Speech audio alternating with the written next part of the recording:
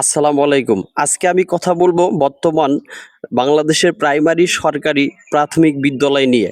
বর্তমান সরকার এই বিষয়ে অনেক সচেতন হলেও প্রাইমারি বিদ্যালয় থেকে ভালো মানের শিক্ষা এবং পাঠদান এখনো সম্ভব হচ্ছে না। এটা বোঝা যাচ্ছে বর্তমান ছাত্রছাত্রীর পরিস্থিতি এবং রেজাল্ট দেখে। এখান থেকে মানসম্মত ছাত্রছাত্রী বের হচ্ছে না এবং তারা অনেক কলেজ বা বিশ্ববিদ্যালয়ে চান্স পায় না। এটা একটা সমাজের জন্য বর্তমানে শিক্ষার যে ন্যূনতম দিকে নিয়ে যাবে এটা বাস্তবে বোঝা যাচ্ছে।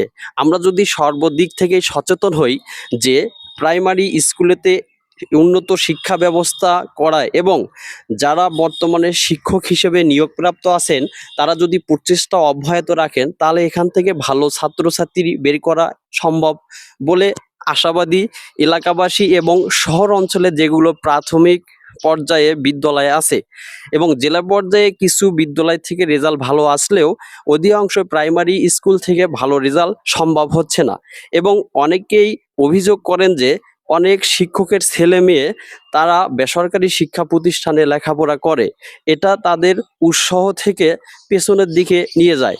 এই জন্য আমি তাদেরকে বলবো তারা যেন তাদের সন্তানদেরকে নিজস্ব প্রাইমারি স্কুলে ভর্তি করে দেয় এবং সেখান থেকে মানসম্মত শিক্ষা নিয়ে বাহিরে বিভিন্ন বিশ্ববিদ্যালয় বা কলেজ চান্স পাওয়ার একটা আশঙ্কা থাকে। যদি তারা ভালো রেজাল্ট করে চান্স পেয়ে যায় তাহলে এটা এলাকার বিভিন্ন ছাত্রছাত্রীর ভিতরে উৎসাহ হিসেবে কাজ করবে।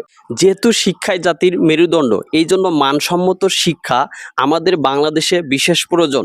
সেই দৃষ্টিকোণ থেকে বর্তমানে সরকারি প্রাথমিক বিদ্যালয়গুলোর মানসম্মত শিক্ষা এবং পাঠদান বিশেষভাবে প্রয়োজন, যেটা এলাকাবাসীর পক্ষ এবং বাংলাদেশের পক্ষ থেকে আমরা অনুরোধ করব সমস্ত শিক্ষক ফোরামদেরকে তারা যেন আধুনিক এবং মডেল পদ্ধতিতে প্রাইমারি স্কুলে পাঠদান করান এবং এই সমস্ত বিদ্যালয় থেকে শিক্ষার আলো ছড়িয়ে পড়ে দেশ থেকে দেশান্তর, সেই বিষয়ে নতুন করে টিপস যেন প্রদান করেন। আকাশ টিভি, সাগাটা, বাংলাদেশ।